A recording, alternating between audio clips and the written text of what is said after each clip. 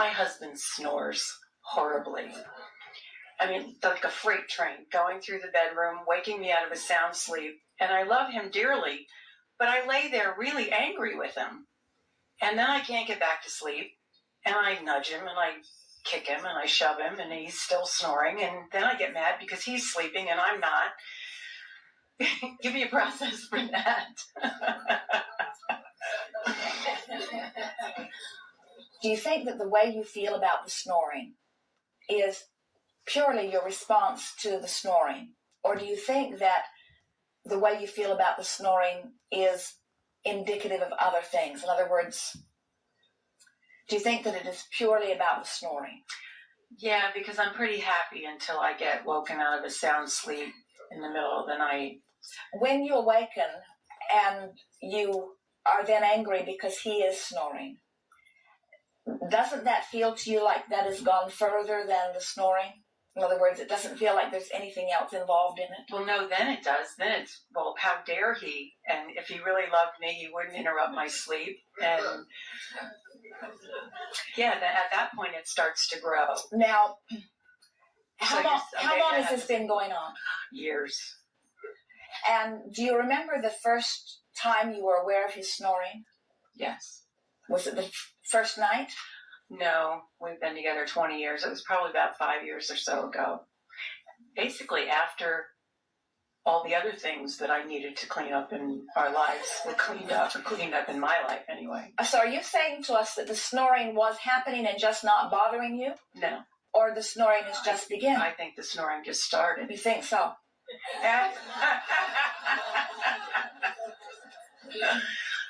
Well, then maybe I slept through it before.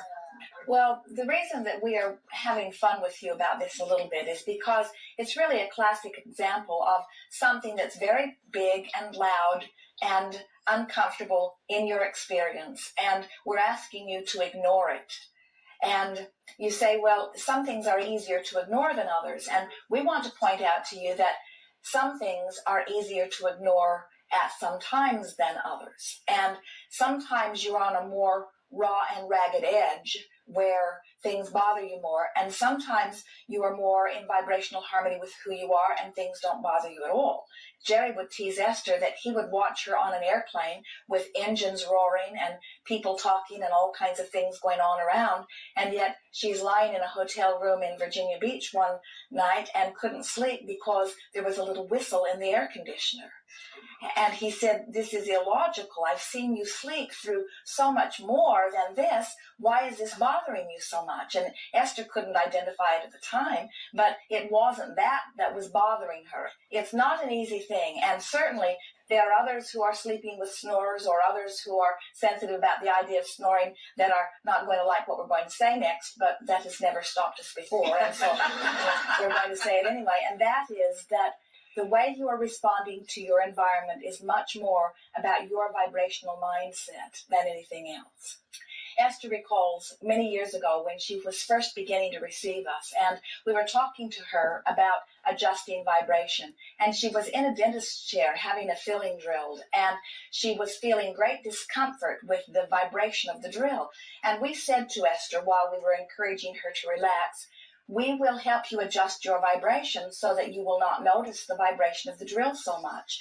And as we adjusted her vibration to the vibration of the drill changed from something that was annoying her to the point that she could barely stand it to something that was actually so pleasant she was sorry when it stopped. When you decide that something should not be and you get yourself in this resistant state, it's like it amplifies everything about it. And so that's what's waking you up more than anything. It's a misalignment of your own energies. Now, many would say, oh, come on, Abraham, you can call it a misalignment of energies if you want to, but listen to the racket the guy is making.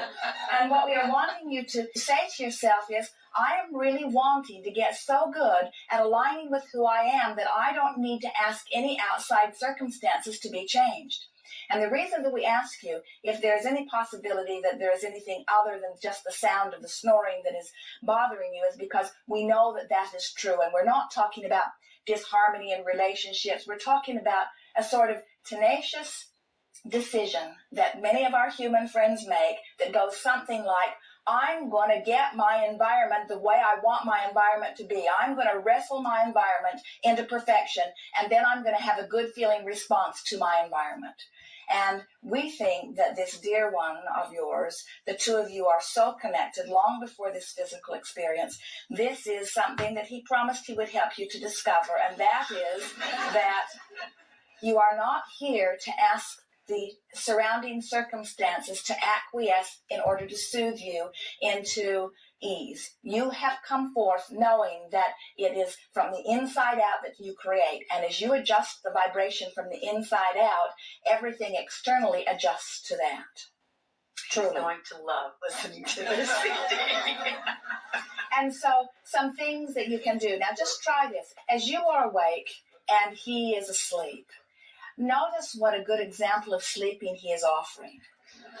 And think about that. Here he is. Look at this example of sleeping and then focus upon what that means. He put his problems aside. He's not tossing and turning. He's doing a good job of segment intending. He's allowing himself to do what this moment is about. He's so at one that the rhythm of his body is sort of taken over. The snoring is really an indication of contentment, not unlike the purring of the cat. To pet my husband.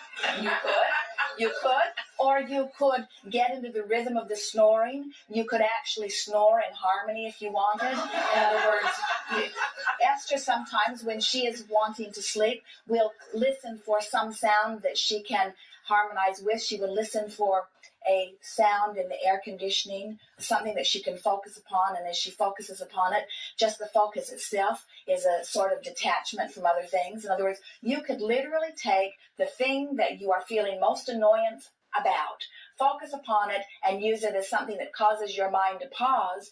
People don't realize it. It is not even really something that is spoken about much, but we will speak it here, and then you will begin to hear it in other places as well. This rhythm of snoring, there is something very deep about the sleeping that's happening under those conditions, and there is something vibrationally beneficial to the being who is snoring. In other words, there are positive ramifications of it. He is receiving far more positive ramifications from the reverberation that is going through his body than you are receiving negative ramifications. Then I want to snore too. Or get into the rhythm of his snoring. In other words, get into the rhythm of the vibration of it. Let the benefit that is there be benefit to you too. Then next time the dog will be in this chair going, my parents are snoring. But she's already in that vibration. She is, isn't she? You don't see her alarmed about it or being kept awake by it. Yes.